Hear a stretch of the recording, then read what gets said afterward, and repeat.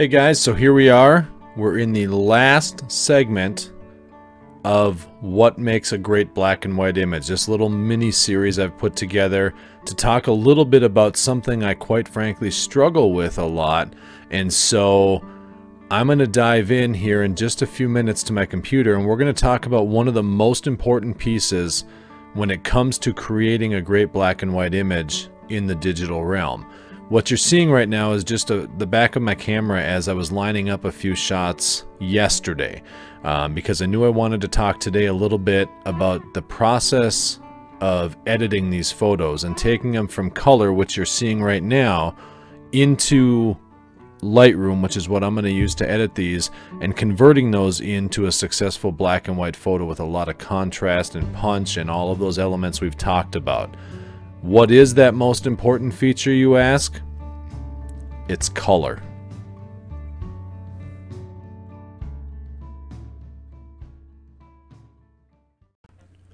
Alright guys, so here we are. I know I probably made no sense when I told you that just a minute ago.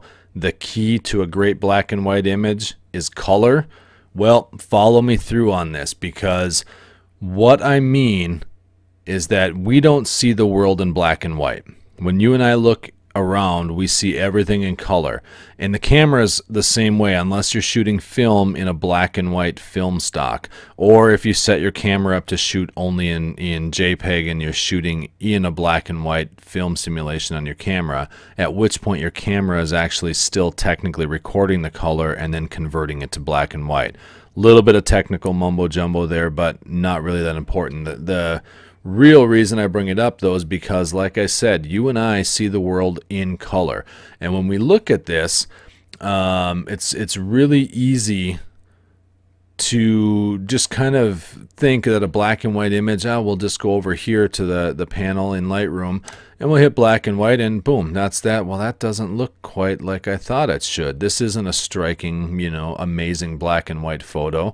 What the heck happened? But the key to all of it when you're looking at changing your digital images into a strong black and white photograph is to, follow those rules we talked about, and I'm going to use this image as an example. It's a photo I took yesterday in preparation for today's segment while we sit down here in Lightroom and chat a little bit.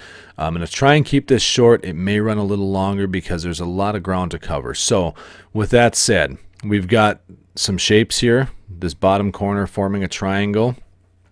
The water, even though it's kind of loose, that is also forming a triangle into there. That's also fitting into the pattern.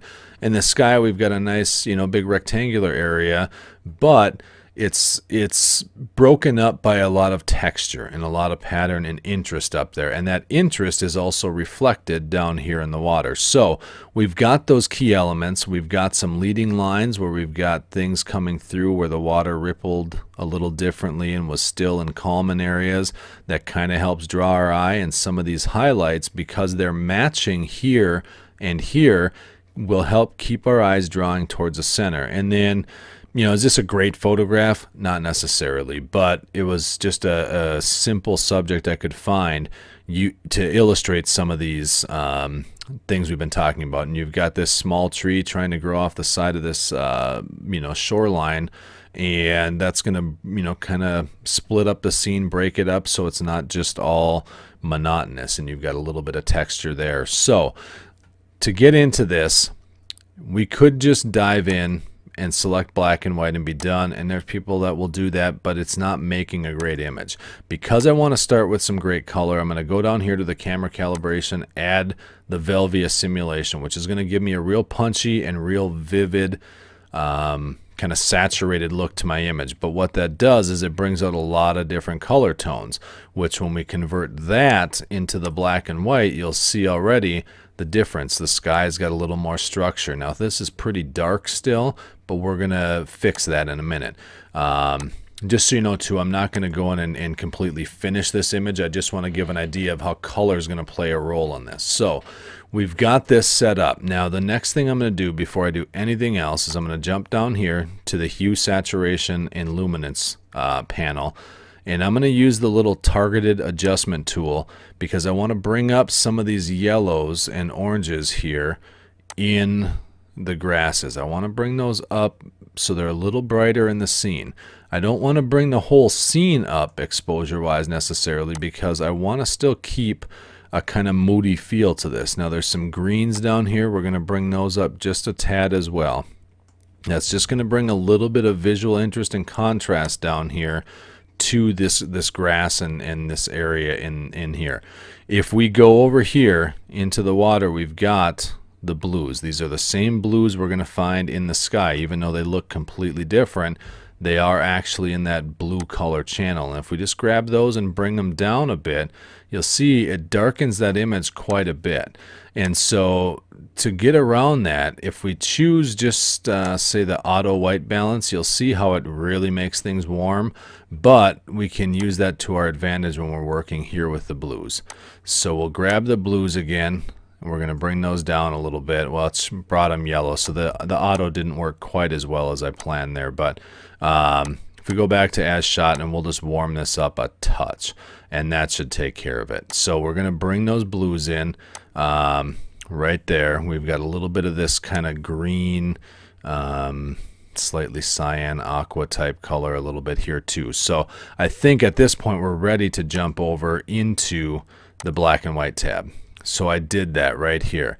Now I made a mistake because it's setting on auto, and so basically what it did is it took our adjustments. You can see the oranges and yellows are still a bit brighter, but it automatically tried to adjust on its own. So I'm going to reset that, and that's how we had it before in the color version. Now what we do is this same tool. We go in here and we start adjusting the light values on these tones. Bringing the blues down drops that in the image.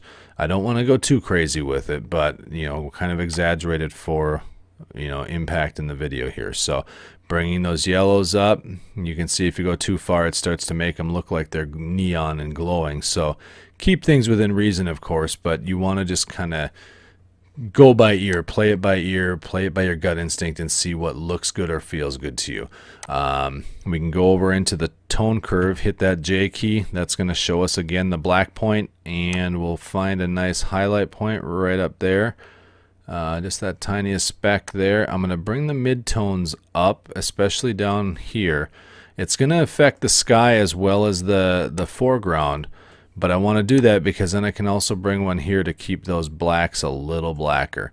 I might actually bring these down just a tad. So, you know, when we look at where we're at from start right here to finish, we're getting there.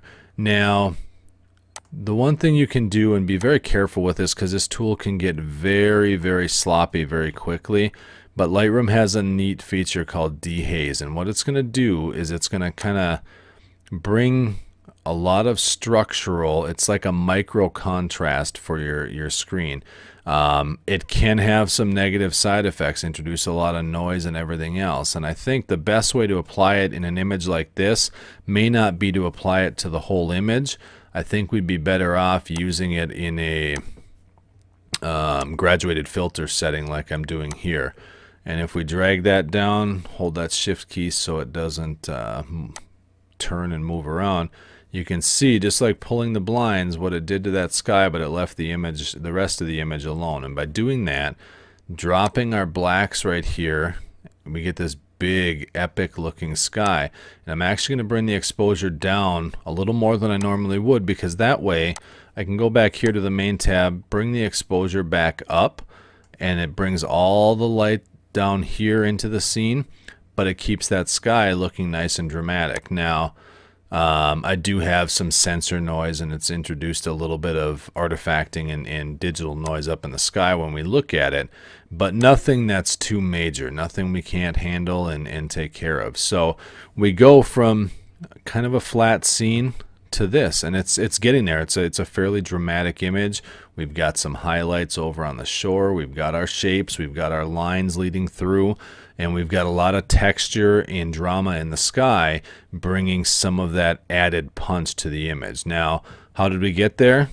Well, we adjusted a lot of colors, and we never even touched any of the main controls besides a little exposure and contrast. I mean, we can go in here and tweak to our heart's content, And I'm not going to do that at this point because I just wanted to show you how big of an impact that color plays on your final photo. And I mean, if I take this over and look at it in color, it looks kind of like a HDR hyper saturated, you know, not something I would normally do because there is a lot of this glowy effect and things like that. But when we kick it back to the black and white, we all of a sudden have that nice strong contrast along with a lot of these wonderful shades of gray leading to white all the way through the image. There's not a lot that's really flat in this image, and we could actually pump it up a degree or two, but I think you guys get the point. So that being said, I really hope you guys enjoyed this segment I've done over the last few days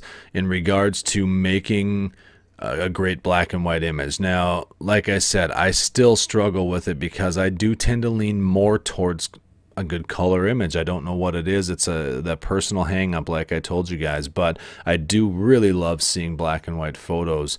And so it's one of those things I always kind of work on in the back of my mind. I just don't seem to find an image of my own that I'm super happy with that often in black and white. So if you guys like this short segment where we did a little bit of a series on a theme over a few days, hit me up and let me know on Twitter or Facebook or, you know, anywhere you want to get a hold of me there. All the information is in the description below, and I'm more than happy to talk with you about it. I think it's kind of something I'll probably do a little bit more of in the future, where I can kind of break a topic down into maybe just 2 days, maybe 3 days, 4 days, something like that.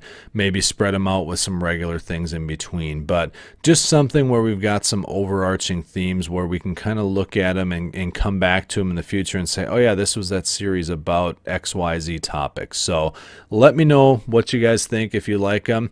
If you guys hated them, maybe I just won't waste my time doing them and we'll just kind of do what we've been doing. So with that, I hope you guys got something out of this little series, and I do appreciate you guys following along. So you guys take care, have a great afternoon or evening, whatever time it is when you're watching this, and I will talk to you tomorrow.